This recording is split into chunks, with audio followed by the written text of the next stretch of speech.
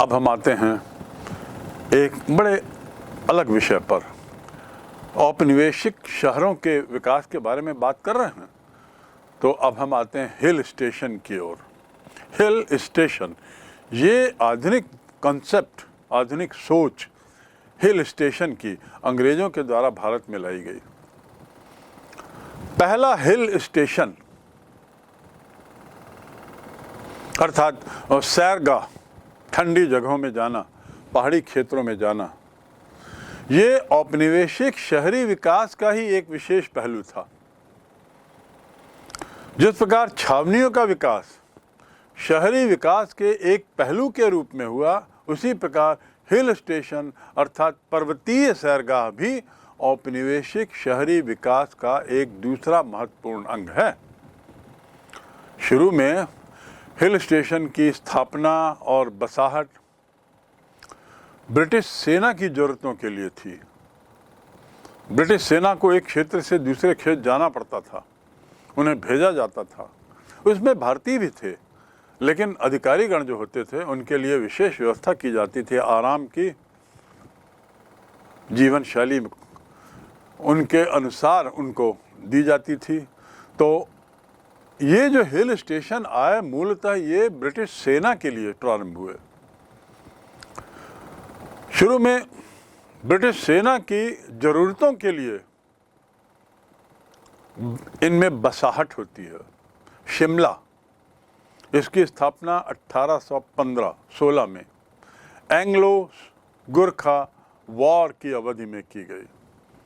Anglo Gurkha war 1815-16 में होता है, जिसमें काफ़ी लंबी लड़ाई लड़ी गई और परिणाम स्वरूप जो अंग्रेज सैनिक और जो अंग्रेज अधिकारी इसमें थे, उनकी सुरक्षा आदि के लिए शिमला जैसी जगह में उनको बसाहट दी गई। तो पहला स्थान, पहला शहर हिल स्टेशन के रूप में शिमला भारत में निर्मित होता है। 1817-18 में थर्ड एंग्लो मराठा वॉर, तीसरा ब्रिटिश मराठा युद्ध, तो उनकी नज़र माउंट आबू पर पड़ती है। तो माउंट आबू इस प्रकार दूसरे शहरी क्षेत्र के रूप में, दूसरे हिल स्टेशन के रूप में डेवलप होता है। 1835 सिक्किम के राजाओं से दार्जिलिंग को लेने के लिए प्रयास हुआ और दार्जिलिंग मिलता है, तो उसे भी हिल स्टेशन के रूप में बदलने की प्रयास होता है।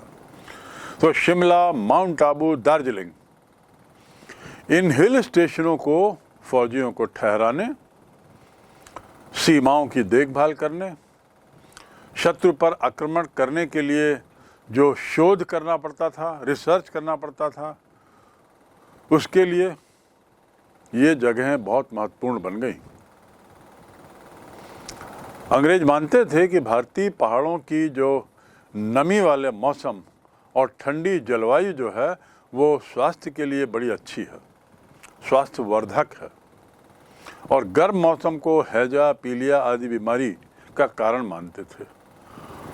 और ऐसी बीमारियों से होने वाली जो बड़ी संख्या में डेथ की सूचनाएं उनको हिला के रख देती थी और रख रही थी, तो उन्होंने सुनिश्चित किया कि ये जो हमारे सैनिक हैं, जिनके बल पर हम यहाँ इस देश में रह रहे हैं और जिनके बल पर हम कई युद्ध जीत रहे हैं, उनकी सुरक्षा हमारे लिए बहुत महत्वपूर्ण है।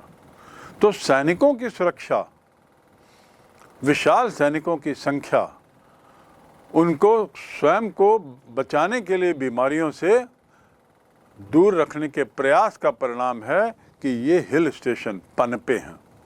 और आप आज भी जाएंगे तो इन तीनों चारों हिल स्टेशन में काफ़ी बड़ी बड़ी छावनी के आकार के वहाँ पे दिखाई देते हैं दृश्य। विशाल संख्या में सैनिकों की उपस्थिति के कारण पहाड़ियों में बहुत सी नई छावनी आने लगी। ये हिल स्टेशन बाद में सैनिटोरियम का भी साथ साथ काम करने लगे। सैनिटोरियम अर्थात वे क्षेत्र जहाँ पर टीबी से बचने के लिए इलाज होता है, जिनको ऐसे मौसम की ज़रूरत होती है, जहाँ सैनिकों को आराम करने और चिकित्सा कराने के लिए भी भेजा जाने लगा। तो इस प्रकार ये हॉस्पिटल का रूप भी लिए, स्वास्थ्य सेवाएं प्रदान करने के लिए भी एक क्षेत्र महत्वपूर्ण बन गया। और चूंकि हिल स्टेशनों की जो जलवायु है वो यूरोप की जलवायु से काफ़ी मिलती थी, इसलिए यहाँ की जो आबो हवा थी वो यूरोपियों को बड़ी भाई, बहुत लुभाई। और यही कारण था कि भारत में अंग्रेज़ों के सर्वोच्च अधिकारी, जिसे वाइस रॉय कहा जाता था और गवर्नर जनरल कहा जाता था, 1858 के बाद वह गवर्नर जनरल कम वाइस रॉय कहलाया, वो हर गर्मी में पूरे दल बल के साथ हिल स्टेशनों में रहने पहुंच जाते थे। क्योंकि गर्मी में कलकत्ता जब पूर्व में राजधानी थी, दिल्ली जो बाद में राजधानी बनी, ये दोनों क्षेत्र बड़े गर्म हो जाते थे। तो गर्मी में यूरोपीय मौसम का लुत्फ उठाने के लिए, आनंद लेने के लिए पूरा का पूरा सरकारी अमला शिमला चला जाता था और 3 माह वहाँ से कार्य होता था, देश का संचालन होता था। वाइसरॉय जॉन लॉरेंस 1864 में आधिकारिक रूप से अपनी काउंसिल को शिमला में स्थापित कर दिया। उसके साथ ही साथ शिमला जो है भारतीय सेना के कमांडर इन चीफ अर्थात प्रधान सेनापति भारतीय सेना का अंग्रेजों के ज़माने में उसका आधिकारिक केंद्र बन गया शिमला। तो ये तो बात हुई कि हिल स्टेशन की आवश्यकता क्यों पड़ी, और उत्तर बड़ा सरल था। सैनिकों की सुरक्षा, रख रखाव, देखभाल। क्योंकि भारत में ब्रिटिश सैनिक बहुत महत्वपूर्ण थे। हजारों मील दूर से आकर भारत में जब अंग्रेज प्रशासन कर रहे थे तो उन्हें सुनिश्चित करना था कि 1857 जैसा विद्रोह कभी हुआ तो उन्हें शारीरिक नुकसान ना हो, और इसीलिए फौजों की सुरक्षा उनका एक अहम मुद्दा बन गया। क्योंकि उनकी सुरक्षा में, फौजियों की सुरक्षा में स्वयं की सुरक्षा निहित थी। तो हिल स्टेशन और छावनियाँ, इसमें बड़ा गहन संबंध हमने समझा। लेकिन इसके अलावा जब हिल स्टेशन बने तो दूसरे लोग भी आनंद लेने से क्यों वंचित हों। तो कई भारतीय और अन्य यूरोपीय भी वहाँ जाने लगे। उनके लिए भी ये क्षेत्र आकर्षण का केंद्र बन गए और अपने घरों जैसे ही मिलती जुलती लगभग बस्तियां बनाने लग गए इन शहरों में, इन हिल स्टेशनों में। ये लोग अपने भवनों का निर्माण यूरोपियन शैली में करने लगे, शिमला जैसी जगह में, ताकि पूरी तरह यूरोपियन वे ऑफ लाइफ महसूस कर सकें। यूरोपियन निर्माण शैली से अर्थ है व्यक्तिगत घर, एक दूसरे से अलग अलग बाग, और व्यक्तिगत घर का अर्थ है बंगलो, फ्लैट्स नहीं, जुड़े हुए मकान नहीं, बंगलो, चारों तरफ बाग बगीचे जिन्हें विला कहते हैं, और कॉटेज का अर्थ झोपड़ी नहीं, कॉटेज का अर्थ होता है एक इस तरह के मकान जो विश्राम गृह के रूप में नजर आते हैं। तो इसके रूप में पूरा यूरोपियन माहौल इन नगरों में किया जाने लगा, इन नए हिल स्टेशनों में किया जाने लगा। साथ ही साथ एंग्लिकन चर्च भी यहाँ आए, क्योंकि धार्मिक कार्यों से जुड़े हुए पादरी आदि भी, एवेंजेलिकल लोग भी अब यहाँ आने लगे। और चर्च के अलावा फिर नई नई शैक्षणिक संस्थाएं भी खुलती हैं, शिक्षा के केंद्र भी बन जाते हैं। और यूरोपीय अपने सामाजिक जीवन में सामाजिक दावत, चाय बैठक, पिकनिक, रात्रि भोज, मेला, घुड़सवारी रेस, घोड़ा रेस और रंगमंच आदि का बहुत लुत्फ उठाते थे, उसको बहुत महत्व देते थे। और इस तरह की परंपराएं इन हिल स्टेशनों में बहुत चलने लगी, जो आज भी अबाध गति से जारी हैं। भारत में रेलों का आगमन निश्चित रूप से बहुत क्रांतिकारी चीज़ थी, क्योंकि रेलों के आगमन और विस्तार के परिणाम स्वरूप अब इन हिल स्टेशनों में जाना सरल हो गया, संभव हो गया। ये हिल स्टेशन इन लोगों की पहुंच में आने लगे। बहुत से भारतीय विशेष रूप से उच्च वर्ग के या उच्च मध्यम वर्गीय लोग, महाराजा, वकील, बैरिस्टर जिन्हें कहते थे, व्यापारी, ये भी सैर सपाटे के लिए और विश्राम के उद्देश्य से इन स्थानों में जाने लगे। और जाते हुए जब वो जाते थे तो ये छावनी के क्षेत्र, अंग्रेज़ों के सिविल लाइंस के क्षेत्र को देखने से नहीं चूकते थे, क्योंकि वहाँ के दृश्य बड़े विहंगम होते थे। प्रशासक वर्ग,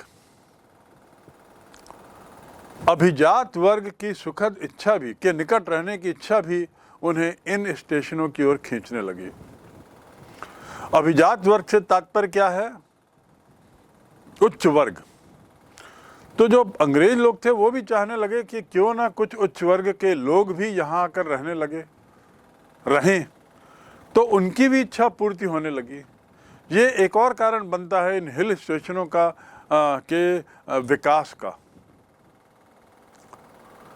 अंग्रेजों की इच्छा भी थी कि भारत के उच्च वर्ग के लोग आके वहाँ कुछ रहें, और भारतीयों को तो ये जगह वैसे ही खींच ला रही थी। रही अर्थव्यवस्था की बात, तो ये जो हिल स्टेशन थे ये औपनिवेशिक अर्थव्यवस्था की दृष्टि से भी बड़े महत्वपूर्ण साबित हुए। इनके आसपास चाय बागान, कॉफ़ी बागान का बड़े स्तर पर निर्माण होता है, और आप देखेंगे कि आज भी भारत में अधिकतर चाय और कॉफ़ी बागान इन्हीं हिल स्टेशनों के आसपास हैं। चाहे वह शिमला की बात करें या देहरादून के आसपास की बात करें या दक्षिण में कर्नाटक में ऊटी आदि की बात करें, ये सब हिल स्टेशन से ही प्रारंभ हुए और आज वहाँ चाय बागान हैं। इनके समीपवर्ती क्षेत्रों में इन बागानों की स्थापना के परिणाम स्वरूप क्या होता है कि भारी संख्या में मजदूर आ जाते हैं, क्योंकि बागानों में काम करने के लिए बड़ी तादाद में मजदूरों की ज़रूरत होती है। तो अब मजदूरों की बसाहट भी, अभिजात वर्ग के अलावा मजदूरों की बसाहट भी वहाँ देखी गई। इस तरह हिल स्टेशन यूरोपीय लोगों की छावनी, यूरोपीय लोगों की सैरगाह होने के अलावा अब अर्थव्यवस्था का भी महत्वपूर्ण केंद्र बन जाते हैं। अब हम अगले बिंदु पर आते हैं, जिसका शीर्षक है शहरों में सामाजिक जीवन कैसा रहा। भारतीय के सद तक बदलते परिप्रेक्ष्य में अपने को ढालने में सफल हुए, और ढाले तो किस रूप में वो समाज विकसित होता है, इस पर थोड़ा नज़र करें। सामान्य भारतीय जो लोग थे वो नए शहरों को देखकर बड़े चौंक जाते थे, आश्चर्यचकित हो जाते थे, क्योंकि नए शहरों का रूप ही अलग था, जहाँ जीवन दौड़ता भागता सा नजर आता था। और भारतीय लोग जो थे वो ऐसे शहरों में रहते थे, इस तरीके से रहते थे कि बड़ी आरामप्रद शांत प्रिय जिंदगी होती थी। भाग दौड़ से वे काफ़ी दूर थे, कोसों दूर थे, जबकि नए शहर भागती दौड़ती जिंदगी का उदाहरण थे। उन्हें ऐसा लगता था कि यहाँ बड़ा व्यस्त रहना पड़ता है, और इस व्यस्तता से भी वे, इस भाग दौड़ से भी वे काफ़ी प्रभावित होते थे, अचंभित होते थे। नए शहरों में एक और जहाँ बहुत ही संपन्नता थी, तो वहीं दूसरी ओर बहुत दरिद्रता भी हो गई, क्योंकि बाहरी संख्या में मजदूरों की बसाहट ज़रूरत के कारण वहाँ हुई। तो बड़ा विरोधाभासी शहर का विकास होता है, उन्होंने देखा। अत्यधिक धनी व्यक्ति भी रहते थे और दरिद्र भी रहते थे। यातायात से जुड़ी हुई जो बातें हैं, उनका जो विकास हुआ और उनका जो प्रसार हुआ, उसने भी शहरी जीवन को काफ़ी प्रभावित किया। आवागमन के साधन आने से कुछ नए परिणाम देखने को मिलते हैं, जैसे घोड़ा गाड़ी आया, बाद में ट्राम चली। कलकत्ता में आज भी ट्राम चलती हैं, और बसों का चलन प्रारंभ हुआ।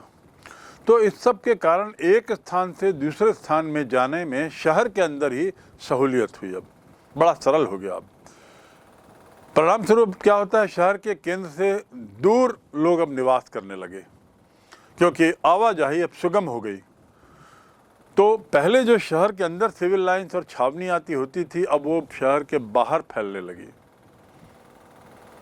समय के साथ साथ काम करने का स्थान और रहने का स्थान एक दूसरे से अलग होने लगा। पहले निवासी कार्यालय हुआ करते थे ब्रिटिश शासकों के, कलेक्टर, तत्कालीन कलेक्टर और तत्कालीन एसपी के कार्यालय और निवास एक ही होते थे। अब ये बात बदल गई। अब निवास जो है वो शहर में बाहर की ओर दूर दूर बनाए जाने लगे, कार्यालय शहर के अंदर रहने लगे। तो कहने का तात्पर्य ये कि अब विभाजन हो चला एक तरीके से, धीरे धीरे हुआ। ये सब प्रक्रिया होने में करीब सतत प्रक्रिया के रूप में ये करीब 50-60 वर्ष तक ये चलता रहा और आज भी यही हो रहा है। घर से दफ्तर या फैक्ट्री जाने के लिए अब लोग निकलने लगे। पहले ऐसी बात नहीं होती थी कि हमको घर से निकलना है, दफ्तर जाना है। पहले ऐसी बात नहीं होती थी घर से निकल के हमको फैक्ट्री की ओर जाना है। फैक्ट्री के आसपास ही रहते थे, काम करते थे, आ जाते थे। कार्यालय के आसपास ही निवास था या निवास में ही कार्यालय था, तो ऐसी कोई बात नहीं थी कि जाना है। अब तो आप देख चुके हैं कि दिनचर्या क्या है। कार्यालय जाने और वहाँ से वापस आने की आपाधापी, फैक्ट्रियाँ जाना और वहाँ से वापस आने की जो मशक्क़त करनी पड़ती है वो जग जाहिर है। इसकी शुरुआत भी उसी समय हुई जब आवागमन के साधन बढ़े, रेल लाइनें बढ़ी, मेट्रो जैसे ट्रेन जिन्हें हम ट्राम कहते हैं उस काल के, उनका प्रारंभ हुआ, बसों का प्रारंभ हुआ, घोड़ा गाड़ी का प्रारंभ हुआ और साथ ही साथ एक तरीके के रिक्शे का प्रारंभ हुआ। ये सब नए अनुभव थे भारतीयों के लिए। क्योंकि हम भारतीय समाज की बात कर रहे हैं तो जानना चाहिए कि भारतीय समाज ने कैसे इस बदलाव को देखा। बड़ा नया अनुभव, नए शहरों का वातावरण भी उन्हें बड़ा अजीब लगा, पुराने शहरों के वातावरण से बिल्कुल अलग लगा। पुराने शहरों में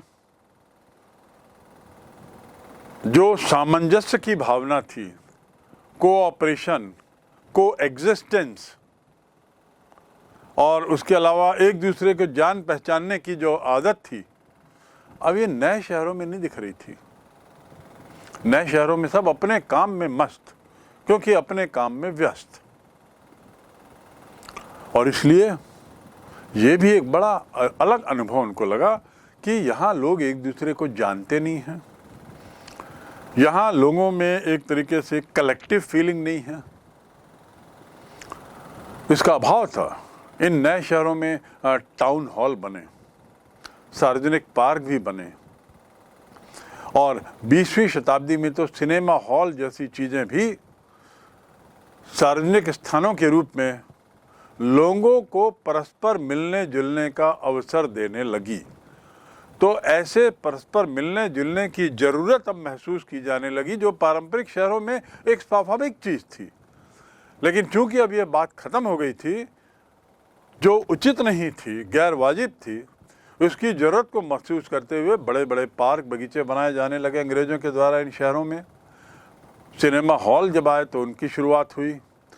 हर शहर में टाउन हॉल बनाए गए, सभागार का जो काम करते थे। और इस प्रकार नवीन सामाजिक समूह विकसित होने लगे। नवीन सामाजिक समूह, नवीन सामाजिक समूह से क्या तात्पर्य है? जातियां तो वही थी, लेकिन अब क्या हुआ कि नवीन सामाजिक समूह में फैक्ट्री में जब काम करते थे तो ज़्यादा नहीं जानते थे। अब उस फैक्ट्री से जुड़े हुए किसी समारोह में जो टाउन हॉल में हो, वहाँ उनके कर्मचारी आएँ तो ये लोग सब एक दूसरे को जानने लगे और इस प्रकार एक ये सामाजिक समूह ऐसा बन गया जो टाउन हॉल आदि में जाने लगा। इस प्रकार पुराने जो पारंपरिक समूह थे, पुरानी जान पहचाने, पुरानी पहचाने, पुराने एक्वाइंटेंसेस, अब वो पीछे जाने लगे और नए तरीके से लोगों की पहचान और समाज, नए तरीके के गुट सामने आने लगे। लगभग सभी वर्गों के संपन्न लोग शहरों की ओर जाते हैं, उमड़ते हैं, भागते हैं।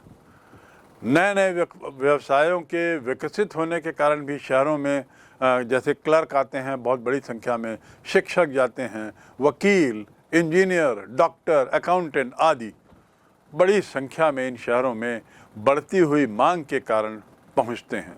इस प्रकार मध्यम वर्ग का भी विस्तार इन नए शहरों में देखा गया और इसकी शुरुआत यहीं से होती है। ज़रूरत ने इनको वहाँ पे भेजा। ज़रूरत का फ़ायदा उठाने के लिए ये वर्ग के लोग अपनी परंपरागत जीवन शैली और परंपरागत शहरों को छोड़कर इन शहरों की ओर आकर्षित होते हैं, जाते हैं, और इस तरीके से मध्यम वर्ग सामने आता है। याद रहे, मध्यम वर्ग वह वर्ग कहलाता है जो किसी भी विकासशील अर्थव्यवस्था का खंभा है, स्तंभ है। ये मध्यम वर्ग ही है जो उच्च वर्ग में शामिल होने की लालसा में कड़ी मेहनत करता है, क्योंकि उसने पूर्व में निम्न वर्ग में रहते हुए मध्यम वर्ग तक आने का आनंद देखा है, स्ट्रगल देखा है और महसूस किया है।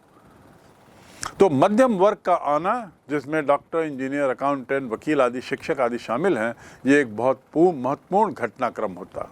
अब टाउन हॉल में डॉक्टरों के सम्मेलन होता है, टाउन हॉल में इंजीनियरों का सम्मेलन होता है, जो विभिन्न शहरों से आए हुए थे, अलग अलग समाज से आए हुए थे। अब वे सब एकत्रित अपने प्रोफेशन के आधार पे होते हैं और इसीलिए कहा जा रहा है कि कैसे पुरानी तरह की पहचानें, रिश्तेदारी की पहचानें अब पीछे जाने लगी और नए तरीके से लोग एक दूसरे को पहचानने लगे। ये जो वर्ग जिसकी मैंने बात की है, ये बौद्धिक वर्ग था, शिक्षित वर्ग था, प्रोफेशनल वर्ग था और इसलिए वो आर्थिक दृष्टि से भी संपन्न था। इस वर्ग के लोगों ने स्कूलों की स्थापना की, कॉलेजों की स्थापना की, पुस्तकालय आदि बनाए और इस प्रकार नए शिक्षा प्रणाली से शहर के लोग अब जुड़ने लगे।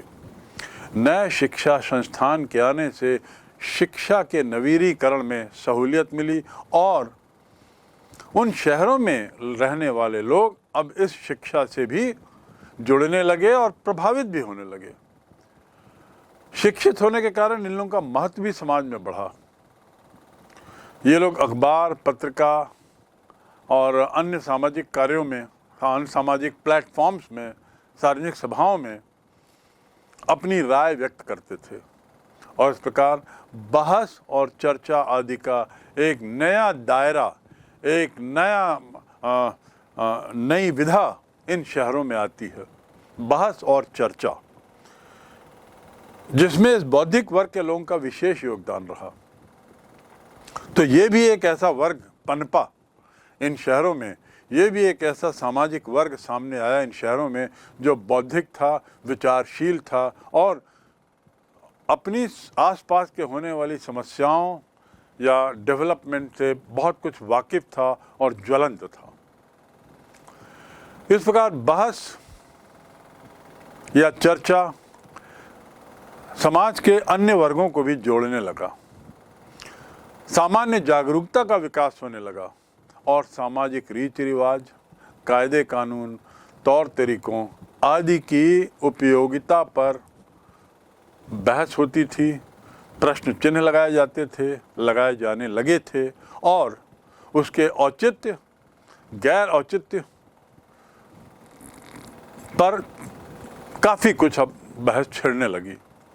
परिणाम क्या होता है? इस बहस के कारण लोगों में जागरूकता आती है, लोगों में सजगता आती है और परंपरावादी, रूढ़िवादी जो विचारधारा थी उस पर एक तरीके से हमला होता है, वो थोड़ा थोड़ा कमज़ोर होने लगता है और आधुनिक विचारधाराओं का इस प्रकार मध्य वर्ग में और उनके माध्यम से अन्य वर्ग के लोगों में आना प्रारंभ होता है। जब जागरूकता की बात होती है, सामाजिक जागरूकता, तो उसका परिणाम क्या होता है? जागरूकता का अर्थ यह है कि अपने परंपरावादी विचारों, रूढ़िवादी विचारों के औचित्य पर विचार मंथन करना और बदलते हुए परिप्रेक्ष्य में नए विचारों को स्वीकार करना। ये पुराने विचारों को छोड़ने और नए विचारों के आने के बीच में जो द्वंद्व होता है वह कई बार क्लेश पैदा कर देता है, तनाव पैदा कर देता है, झगड़ा कर देता है। यही कुछ कमोबेश उस काल में भी हुआ। सामान्य जागरूकता के विकास का अर्थ ये नहीं कि सामाजिक परिवर्तन जो देखा जा रहा था, जिसको मैंने गत कुछ समय पूर्व बताया, वो सरलता से हुआ। ये सरल नहीं था, सरल प्रक्रिया नहीं थी। अभी भी समाज में ऐसे बहुत से पुरातन पंथी, पुरानी विचारधारा वाले रूढ़वादी लोग थे जो अपना दबदबा, अपना वर्चस्व बनाए रखने का प्रयास कर रहे थे और बदलते हुए समाज को स्वीकार नहीं कर रहे थे। और इनकी संख्या भी काफी बड़ी थी। प्रारंभ में तो ये लोग सभी लोग रूढ़िवादी थे। धीरे धीरे इनमें से कुछ लोग जब शहर की ओर आते हैं तो शहरीकरण के प्रभावित होकर अपने में बदलाव लाते हैं, और फिर ये लोग जब अपने गांव जाते हैं परिवार से मिलने, रिश्तेदारों से मिलने, तो उस बदलाव की चर्चा करते हैं। तो घर के लोग, गांव में रहने वाले लोग इन बदलाव में बहुत से लोग स्वीकार नहीं करते इस बदलाव को। उल्टा इस शहरीकरण से प्रभावित हुए बदलाव को एक तरीके से वो तुच्छ दृष्टि से भी देखते हैं, हीन दृष्टि से भी देखते हैं। समझाते बुझाते भी हैं अपने रिश्तेदारों को जो इन शहरों में जाकर थोड़ा बदल गए हैं, लेकिन धीरे धीरे धीरे धीरे इनमें बदलाव आया। और ये जो बड़ी संख्या थी रूढ़वादियों की, परंपरावादियों की, ट्रेडिशनल लिविंग में जो विश्वास करते थे, ये प्रारंभ में तो बड़ा प्रबल विरोध किए। इन बदलाव को स्वीकार करने से इनकार कर दिया। इन सामाजिक परिवर्तनों पर बहुत बड़ा प्रश्न लगाने के लिए तैयार थे। लेकिन इन शहरों में महिलाओं को लेकर जो अनेक मौके उपलब्ध थे, अनेक अवसर उपलब्ध थे, उसने इन रूढ़िवादियों की सोच को बदलने में मदद की। मध्य वर्ग की महिलाओं ने पत्रिकाओं, आत्मकथाओं और पुस्तकों के माध्यम से समाज में अपनी स्वतंत्र पहचान बनाने की कोशिश शुरू कर दी। अभी तक भारतीय समाज में महिलाएं जो थी वो किचन या ज़्यादा से ज़्यादा घर तक सीमित थी। नौकरी पेशा करना, घर के बाहर जाना, बाज़ारों में घूमना, बाजारी सामान स्वयं जाके खरीदना आदि आदि उनके जीवन शैली का हिस्सा नहीं थी। उनका दायरा घर ही था, घर और परिवार।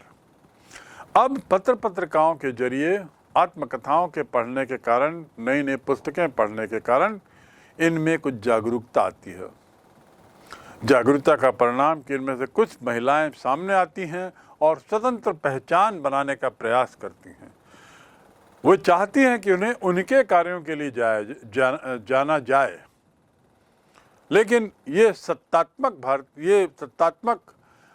जो भारतीय समाज था, जिसमें सत्ता में ऊपर के लोग थे, वे इन प्रयासों का स्वागत करने के लिए कतई तैयार नहीं थे। उल्टा ये ऐसे प्रयासों की कटु आलोचना करते थे।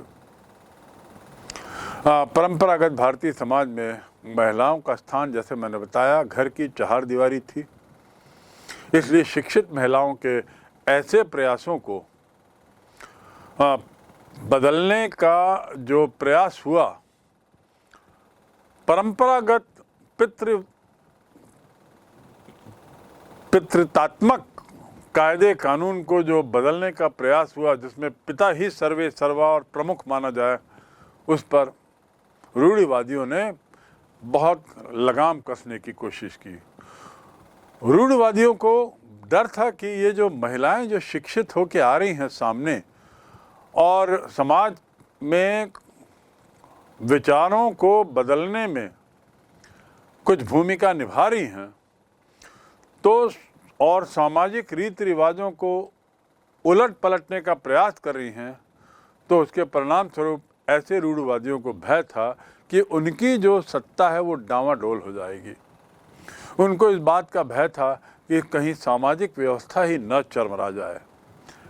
इन महिलाओं के तथाकथित प्रयास के कारण ये कहना गैर वाजिब नहीं होगा कि महिलाओं की शिक्षा की पुरजोर वकालत करने वाले सुधारक भी महिलाओं को केवल माँ और पत्नी की परंपरागत भूमिकाओं में ही देखना चाहते थे।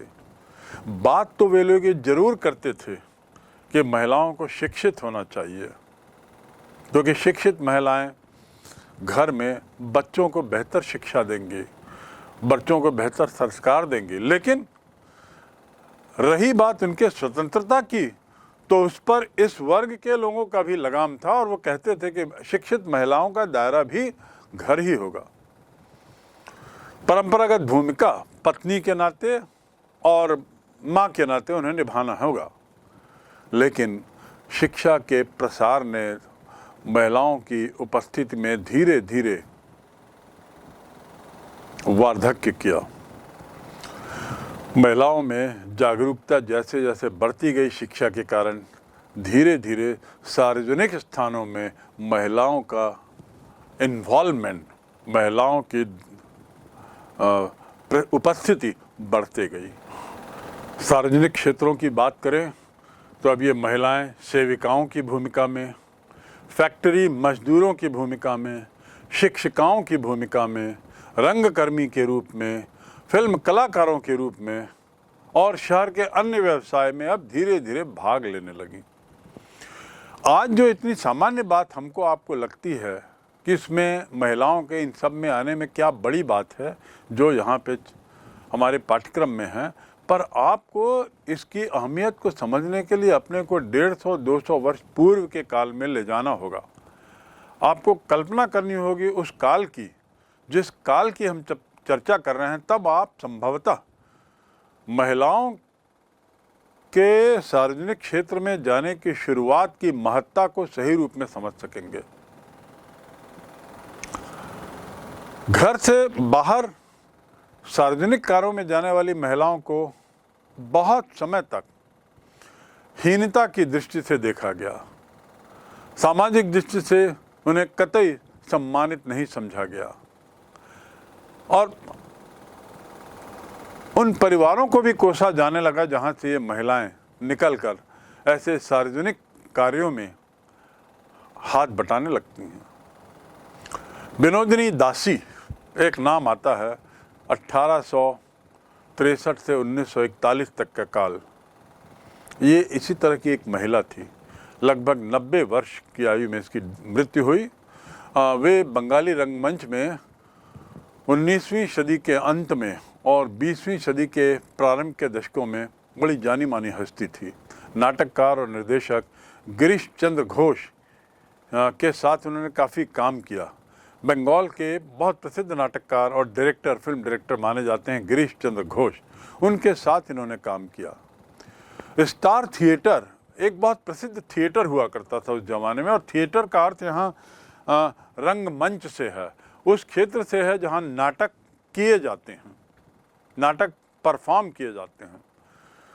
तो स्टार थिएटर एक हुआ करता था कलकत्ता में, जिसकी स्थापना गिरीश चंद्र घोष ने की और उसमें विनोदिनी दासी की बड़ी अहम भूमिका थी। इनका बड़ा मुख्य हाथ था। यह थिएटर बाद में कई प्रसिद्ध नाटकों के लिए जाना गया। 1910 से 13 के बीच उन्होंने आमार कथा के नाम से किश्तों में अपनी आत्मकथा लिखी। उसमें मालूम पड़ता है कि वो एक जबरदस्त व्यक्तित्व वाली महिला थी। समाज में औरतों की समस्याओं पर केंद्रित कई भूमिकाएं उन्होंने की। अभिनेत्री भी थी, कई संस्थाओं की निर्माता रहीं और लेखिका के रूप में तो काफ़ी प्रसिद्ध हुई। तो और उन्होंने जो नाटक में ऐसी ऐसी जो भूमिकाएं दी की, उस भूमिकाओं की प्रेरणा उनको महिलाओं की गिरी हुई स्थिति से मिलती थी और उनके उत्थान के लिए, महिलाओं के उत्थान से संबंधित विचारों का प्रचार करने के लिए उन्होंने रंगमंच में अपनी भूमिका बहुत महत्वपूर्ण तरीके से निभाई।